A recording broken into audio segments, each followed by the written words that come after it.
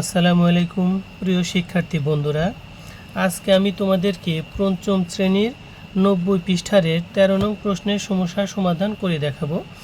এখানে আছে একটি গাড়ি 1 ঘন্টায় 42.8 কিলোমিটার যায়, 15.5 ঘন্টায় গাড়িটি কত কিলোমিটার যায়। আমরা এটা হিসেব করে বের করব।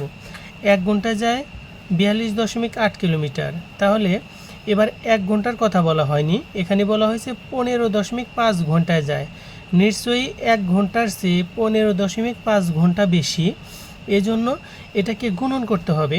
বলা হয়েছে 15.5 ঘন্টায় গাড়িটি কত কিলোমিটার যায়, অর্থাৎ কমের থেকে বেশি হয়ে গেছে, এজন্য এটাকে গুণন করতে হবে।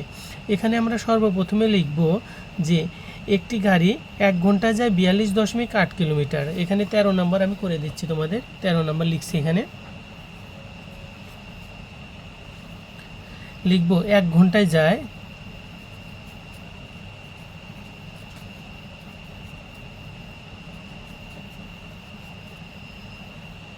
42.8 কিলোমিটার। 42.8 কিলোমিটার। এখানে কি লিখব? 1 ঘন্টায় যায় 42.8 কিলোমিটার। আর এখানে তাহলে কত ঘন্টা আছে? এখানে আছে যে অতএব 15.5 ঘন্টায় 15.5 ঘন্টায় যায়, 15.5 ঘন্টায় বেশি যাবে। এই জন্য আমরা কি করব, এই 42.8-এর সাথে 42.8-এর সাথে এই 15.5-কে গুণন করে দেব। আমরা জানি যে কম থেকে বেশি হলে সেটাকে গুণন করে ফল বের করতে হয়। যেহেতু এখানে আগে ছিল 1 ঘন্টা, এখন হয়ে গেছে 15.5 ঘন্টা, তাহলে এটাকে কি করতে হবে? কম থেকে বেশি হয়ে গেছে, এই জন্য এটাকে গুণন করতে হবে, গুণন করে ফল বের করতে হবে। এখানে গুণন করে আমরা ফলটা বসিয়ে দেব। আর তার আগে আমরা এটাকে রাফ করে ফলটা বের করব। রাফটা আমি এখানে করে দিচ্ছি তোমাদেরকে।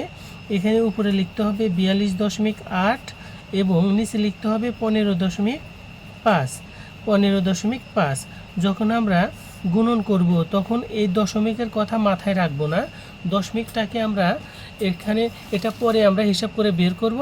কিন্তু দশমিক ছাড়া যেরকম হিসাব হইতো প্রথমে আমরা সেভাবে হিসাব করব। ধরে নিলাম এখানে দশমিক নেই, তাহলে আমরা কিভাবে গুণন করতাম? 5 দিয়ে উপরের সবগুলো অঙ্ককে গুণন করতাম। যেমন 5 8 40, 40-এ 0 হাতে থাকে 4, তারপরে 5 2 10 আর 4-এ 14, 14 4 হাতে থাকে 1, 4 5 20 আর হচ্ছে হাতের 1-এ 21। এখানে আমরা এটা লিখতাম। ধরে নিলাম যে এখানে দশমিক নাই, তাহলে এখানে 5 দিয়ে প্রথমে সবগুলো অঙ্ককে গুণন করছি। এবার কি করতে হবে? এই 5 দিয়ে উপরে সবগুলোকে গুণন করতে হবে। এই 5 দিয়ে যদি 8-কে গুণন করি তাহলে কত হবে? 5 8 40, 40-এ 0, এই 5-এর সোজা লিখতে হবে, কারণ এই 5-এর সোজা আমরা এর আগে করে ফেলছিলাম। এই 5-এর ঘরে এখন বাদ থাকবে, এবার এই 5-এর ঘরে সোজা লিখতে হবে। 5 8 40-এ 0 হাতে থাকে 4, তারপরে 5 2 10 আর 4-এ 14, 14 4 হাতে থাকে 1, এখানে 4 5 20 আর হাতের 1-এ 21। এখানে আমরা 21 লিখব। এবার আমরা 5-এর ঘরে করে ফেলছি, এ 5-এর ঘরেও করে ফেলছি, এবারে 1-এর ঘরের অঙ্কটা করব।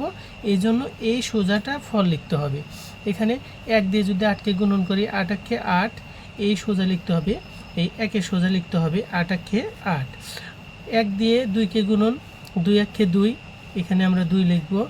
1 দিয়ে 4-কে গুণন, 4 1 4, এখানে আমরা 4 লিখব। লেখার পর এখানে দাগ দিয়ে আমরা এটার যোগফল বের করব।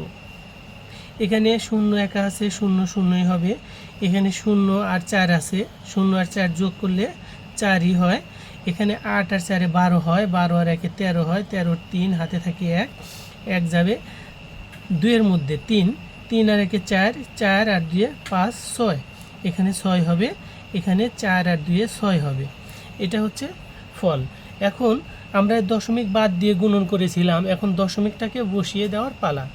এখানে আমরা খেয়াল করলে দেখব যে এখান থেকে 1 ঘর আগে দশমিক ছিল আর এখান থেকে 1 ঘর আগে দশমিক ছিল, অর্থাৎ এখানে মোট 2 ঘর আগে দশমিক ছিল। এখানে 1 ঘর, এখানে 1 ঘর, মোট 2 ঘর আগে দশমিক ছিল। এজন্য ফলে গিয়ে 1 ঘর 2 ঘর, 2 ঘর আগে দশমিক বসিয়ে দিতে হবে। এখানে 2 ঘর আগে দশমিক বসিয়ে দিলে এখানে ফল কত দাঁড়াচ্ছে? ফল দাঁড়াচ্ছে 663.40। এখানে আমরা জানি দশমিকের পরে শূন্য থাকলে সেই শূন্যকে কেটে দিতে হয় বা বাদ দিয়ে দিতে হয়। এটা বাদ দিয়ে দিলে এখন কত দাঁড়াচ্ছে যে 663.4। তাহলে এখানে আমরা কত লিখব? 663.4 লিখব। এখানে 663.4 কিলোমিটার যেতে পারবে। এখানে দাঁড়িয়ে দেব, তাহলে অঙ্কটা শেষ হয়ে যাবে। ধন্যবাদ প্রিয় শিক্ষার্থী বন্ধুরা। এরকম প্রতিদিন নিত্য নতুন ভিডিও পাওয়ার জন্য সহজ গণিতকে সাবস্ক্রাইব করে চ্যানেলটির সাথে থাকো। ইনশাল্লাহ অবশ্যই উপকৃত হবে। ধন্যবাদ।